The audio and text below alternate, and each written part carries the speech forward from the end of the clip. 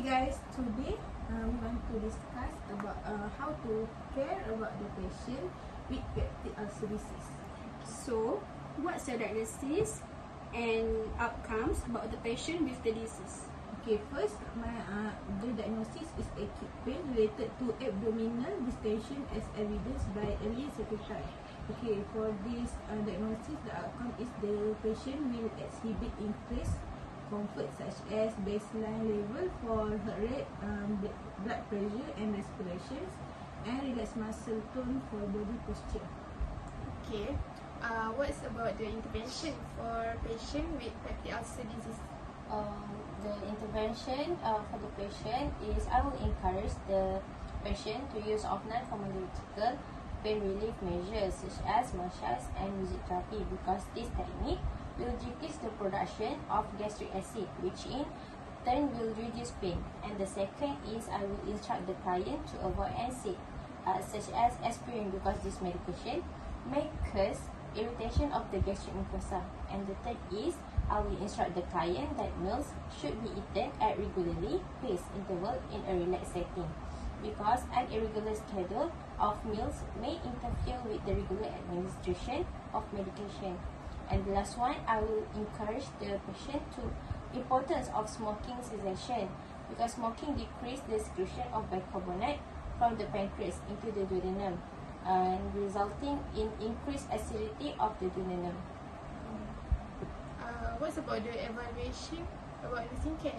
The client exhibit increased comfort, the baseline level for heart rate, blood pressure and respiration, and relaxed muscle tone for body posture. Okay.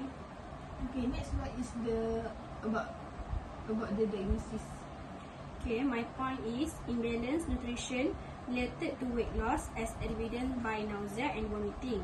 And the outcome is the patient's body weight will increase to get a normal BMI. So what's the intervention for the patient?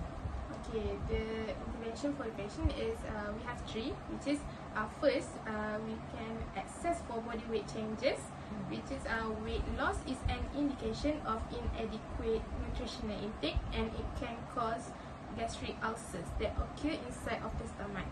Okay, the second, assist the client with identifying foods that cause gastric irritation, which is client needs to learn what foods they can tolerate without gastric pain. Okay, like soft, bland, non-acidic foods that cause less gastric irritation. Okay, the last one is we can encourage the client to limit the intake of caffeine, because caffeine the caffeine will stimulate the secretion of gastric acid. So after you do the evaluation, after you do the intervention, so what's your evaluation of the patient? Okay, the evaluation is the patient's body weight increase to get a normal BMI. Alright, thank you. Okay. Thank you guys. I think that's all for today. The meeting. Okay, thank you so much for guys for your opinion. We meet Tomorrow to another discussion of management.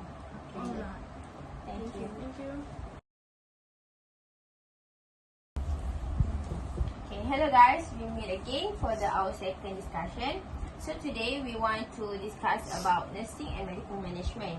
It means how we want to care about the patient that have peptic ulcer before, during and after treatment. So who have an idea to elaborate the point of this topic?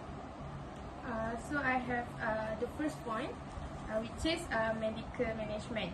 Okay, the first pharmacologic therapy, which is currently the most commonly used therapy for peptic ulcers, is a combination of antibiotics, proton pump inhibitors, and bismuth salts that suppress or eradicate the infection. Okay, my second point is stress reduction and rest.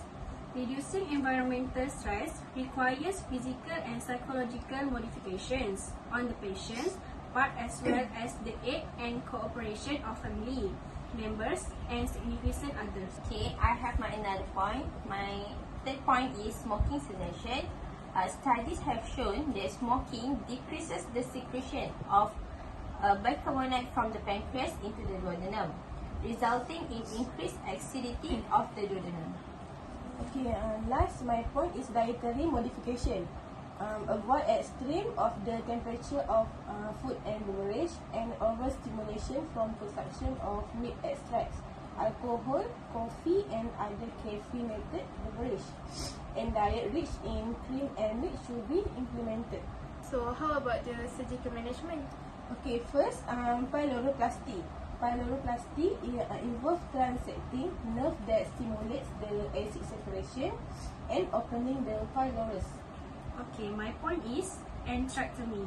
Antrectomy is the removal of the pyloric portion of the stomach with anastomosis to either the duodenum or jejunum. So, you have any idea to elaborate? I think I don't have. So, we That's end all. of discussion. Okay, thank you guys. Thank you.